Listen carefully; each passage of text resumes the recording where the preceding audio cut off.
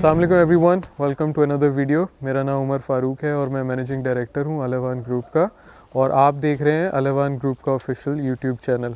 अलेवान group का इस channel के बनाने का मकसद ये है कि पाकिस्तान के फार्मर्स जिन्हें अफजाइश नस्ल से मुतालिक जदीद टेक्नोलॉजी की आगाही नहीं है, उन्हें आगाह किया जा सके ताकि वो मुनाफा बख्श फार्मिंग कर सकें।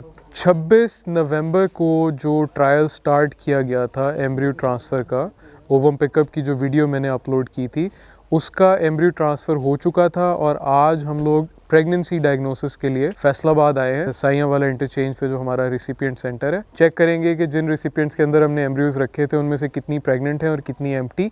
और आज ही एक नए साइकिल का आगाज़ जो है वो भी किया जाएगा। यूट्रस एम्प्टी, ये भी एम्प्टी है, ये भी एम्प्टी है, एम्प्टी है।